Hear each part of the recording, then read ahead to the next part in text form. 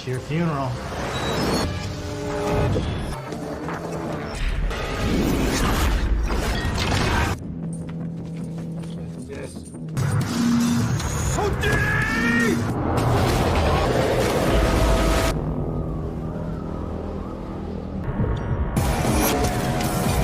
I can escape from almost anything.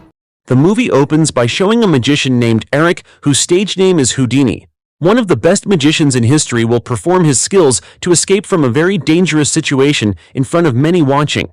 With a body that has been chained, Houdini finally jumps from the bridge to the frozen sea, and it turns out that Houdini has prepared a key hidden in the soles of his feet and quickly opened the chain.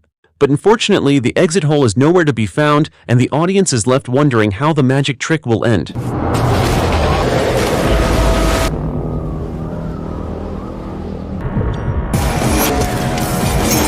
Escape from almost anything. The story continues 17 years earlier, precisely in Ohio in 1896. That night, Houdini will show his act in a brothel, escaping from a small suitcase with cuffed hands, but a policeman who was there did not believe him and instead challenged him.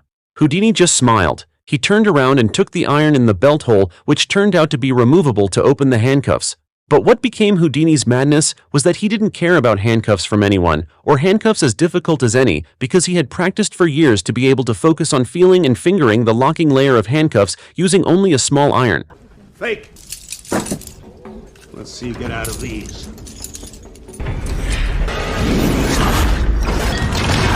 You mean like this? Since that night, Houdini's name has become increasingly famous as a magician who is an expert at escaping. The trick is always the same, namely keeping the opening key in small corners that are not visible to the audience. Houdini is always assisted by his assistant and wife named Bess, and he dreams that his show can be watched by 1 million pairs of eyes. Since childhood, Houdini has been crazy about street illusions, such as cutting the body and being able to return to normal. Until finally he learned a trick to swallow a nail and turn into an egg, where Houdini got quite a lot of money from the show. The money was given to his mother Cecilia, who always supported his magic activities, just like his younger brother named Dash. But unlike his father, who doesn't like the way Houdini makes money, especially since he is a teacher of Judaism. One night, Houdini read a book about the famous magician of old, Robert Houdini, and since then he has idolized Robert Houdini, who later made his stage name Harry Houdini. To achieve his goals, Houdini went on the road to leave his family to deepen the science of escape. A few years later, after his father died, Houdini was traveling around the carnival to show magic with the help of his younger brother Dash. There, Houdini met Bess, who was a theater singer. They started a relationship, and in short, Houdini proposed to her. Bess, who was also in love with him, obviously accepted the proposal, but her Christian parents immediately sent her away because of how dare Bess, who was a Christian, married a Jew. The journey of this lovebird's life began. Bess was taught magic tricks, and they traveled around making a living by performing various kinds of magic, such as moving places quickly. On his way, Houdini continued to forge his magic skills until he could open handcuffs using his feet. On the other hand, Houdini's younger brother named Dash has also started doing his personal show and even advertised his magic in the newspaper. Having no money to pay for advertisements in the newspaper with his cleverness, Houdini deliberately provoked the police to imprison him, then easily escaped from handcuffs in prison. This made his act printed in many newspapers, and people called him the Great Houdini. It's your funeral. Seen across the country. One day Houdini met a man named Jim who idolized him, and he also happened to be a master of magic. He even made his own very effective magic tools, such as a minimalist handcuff opener and a small invisible saw. Next, Houdini will perform a more difficult stunt, which is his body chained in layers, put in prison, and his mouth is also duct taped. But again, he can easily escape because of the small iron that has been stored in his fake finger.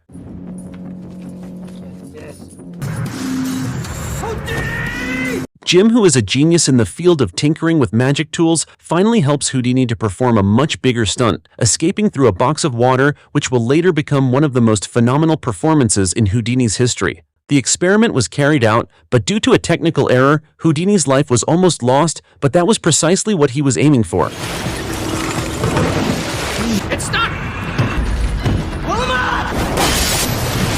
Fantastic. After practicing carefully, the first action of escaping from the water began. After being dipped into it, the box was locked and given a lid. 10 minutes had passed and the entire audience began to panic. Then suddenly,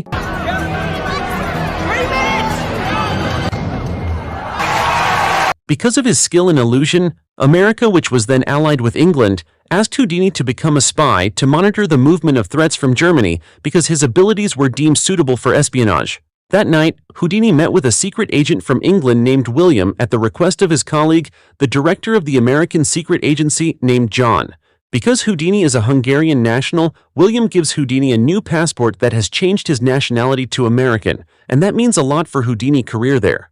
In short, in 1905, Houdini started his private show in Berlin, which was witnessed by the highest person in Germany at that time, Emperor Wilhelm II.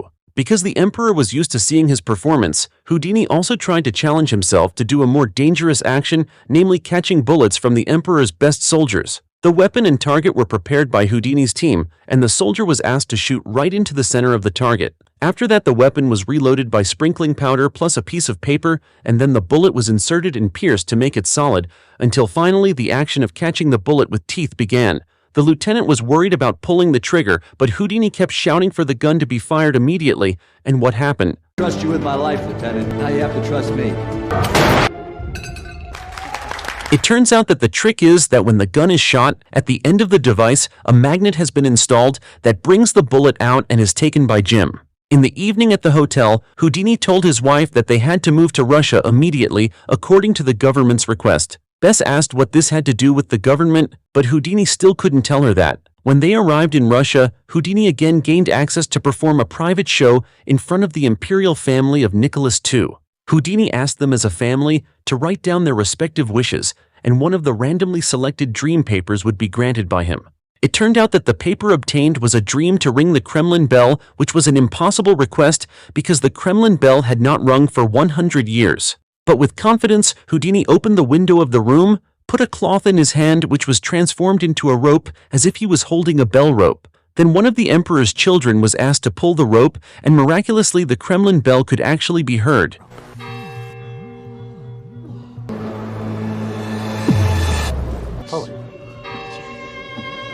Of course it's just a trick, because the paper with the Kremlin bell ringing is not from one of the imperial family members, but has been prepared by Houdini himself. Then to ring the bell, Jim, who is in an empty room, monitors from afar with his binoculars, and when the window is opened, Jim immediately prepares his sniper with a silencer, then shoots the bell right when the rope is pulled. After that, William assigned Houdini to take a copy of Germany's war plan that was in a safe inside the ambassador's office. The mission was finally carried out by making a magic show first near the ambassador's office as a diversion. The attraction this time was that Houdini would go into a small closet and try to stay there for 10 minutes. That's when Houdini had the opportunity to escape to the roof and then enter the window of the safe room, and luckily the safe was not locked. But soon the German ambassador and his mistress entered the room. Houdini immediately hid in the safe, and unfortunately the ambassador who saw the safe open immediately locked it. An hour had passed and the audience began to riot, asking for the safe to be opened forcibly because they were worried about Houdini's safety. At the same time, the only way Houdini could do it was to remember the key settings of the safe from gear to gear and machine to machine until finally the safe was successfully opened. Houdini immediately ran to the theater to give a copy of The War to William, then emerged from behind the audience just as the closet was opened. My brain is the key that sets me free. Under the German safe, literally. Is that addressed to my wife? Then on the same day of his 10th wedding anniversary, Houdini gave his wife a romantic letter and also a luxurious diamond necklace. But after the stage closed, his wife immediately slammed the rose and necklace because she thought all that was done by her husband just for the satisfaction of the audience. After that, they were invited to the party of Lady Butler, a famous painter in her day. Bess deliberately heated up Houdini, who was chatting coolly with rich women by kissing other men, which of course it made the famous magician's heart destroyed by the fire of jealousy. After making up with his wife the next day, Houdini was very amazed to see the plane in the sky, which in that year the first commercial flight was just launched. Houdini, his wife and Jim went to Australia by plane, then returned to America in 1914 to continue his show. But unfortunately, people were getting bored with Houdini's tricks, even the number of spectators was decreasing. Besides that, in that year, people began to switch to watching movies, which were considered more entertaining than just watching magic shows that were just that. Coupled with the emergence of Charlie Chaplin, who was Houdini's new competitor. Because he was threatened with getting a smaller theater, Houdini was racking his brains on how to get his name back up. And finally, he got the brilliant idea to take the show out of the theater by dropping himself into an ice hole, as we saw at the beginning of the film. When Houdini already felt stuck and resigned to his death, he suddenly saw the figure of his mother who helped him get out of there. The current pushed me back, so there was always one person there to save me. Houdini guided by mother's voice to safety. Not enough until there, Houdini again shocked the public with his action in the middle of the city. He wore a jacket that was hung upside down, and when he got to the top of the building, he mocked Charlie Chaplin, who could only act silly. But in the end, the jacket came off and his shoulder had to be dislocated.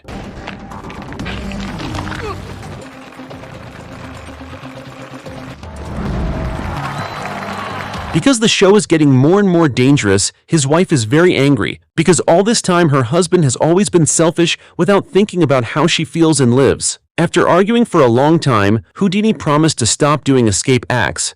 At the next show, according to his promise to his wife, Houdini was forced to only perform the act of how a 10,000-pound elephant could disappear using the power of thought. Soon, the magic crew came with a very large cloth. They covered Houdini, who was riding his elephant, then opened again and disappeared.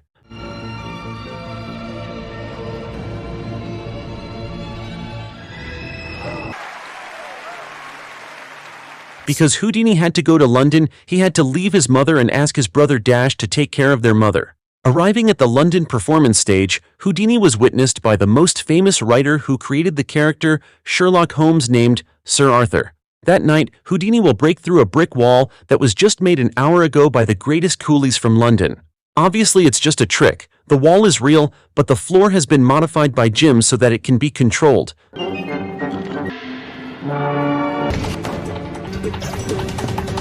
What the eyes see, the mind believes. So amazed by Arthur, he and his wife came to Houdini backstage to congratulate him.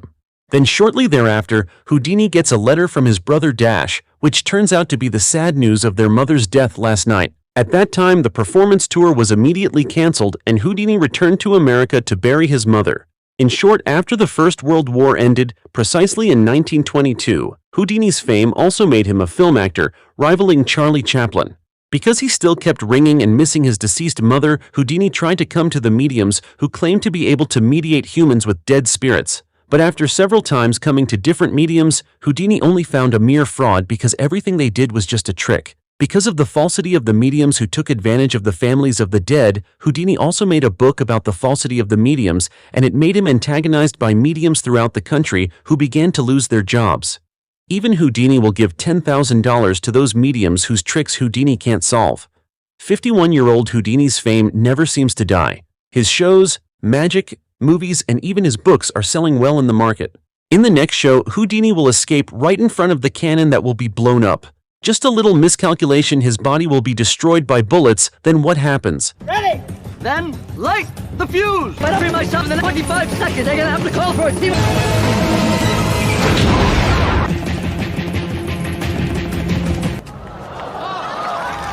After that, Houdini again met Sir Arthur and his wife, named Miss Arthur, who apparently really believed in spiritualism. Even Miss Arthur claimed to be able to help Houdini to meet the spirit of his mother, and obviously Houdini didn't believe in such things because he was the medium's arch enemy. But after the ritual began, suddenly, the candle blew out by itself, and Miss Arthur was possessed by the spirit of Houdini's mother while continuing to write messages for her son.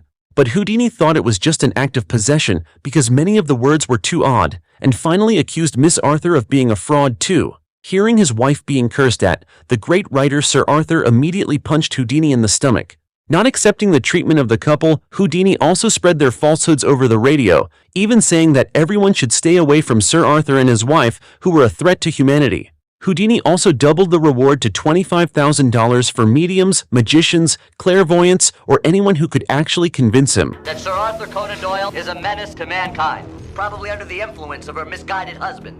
$25,000 can convince. After that, Houdini went to a woman named Marjorie, who was said to be the most famous medium in the whole world. Houdini's goal was clearly to prove Marjorie's ability, which that night would summon the spirit of her brother Walter. Bells, whistles, and other ritual tools were put in the box, the lights were turned off, and the ritual began. With Marjorie's husband next to her, Marjorie was not possessed, but she could chat with her brother. The bells and everything else rang out, and even the display behind them fell over. A sense of friendly presence. Whistles, the works. Rest of your short days. Clearly, Houdini could dismantle the trick of Marjorie, who had prepared objects outside the city and sounded them when the lights were turned off, including the whistle in her husband's mouth. As for the voice of her brother Walter's spirit, it turns out that Marjorie is a person who can make all kinds of sounds without moving her lips at all. Pretty good, huh? The most gifted ventriloquist I have ever heard. Later that night, while relaxing in his hotel room, Marjorie suddenly came to seduce Houdini to keep his mouth shut about her medium scam. But his love for his wife was much greater, and Marjorie was immediately kicked out of there. For the first time in his life, for some reason, Houdini was scared and had a bad feeling. The next show, Houdini will perform a stunt that was once done, that is escaping from the water box. But at that time, the magic crew was less focused, which made Houdini's leg dislocated, and fortunately, the show can still run smoothly. Because the ankle bone is broken, the doctor also suggested that Houdini wear a leg cast and off work first for 6 weeks. But handsomely, Houdini refused the advice of the doctor because he would never once pass his show, obviously hearing that his wife was very angry because her husband was too pushy. Then shortly thereafter came a student named Gordon who turned out to be a fanatical fan of Miss Arthur and immediately beat Houdini's stomach many times because he did not accept what Houdini did to Miss Arthur. Despite having six-pack muscles, but because during his life, Houdini always challenged people to hit his stomach as hard as possible, the wounds continued to accumulate and were now hit many times by Gordon. The elderly Houdini was in a lot of pain, but he preferred to continue the show and did not see a doctor to keep the incident a secret.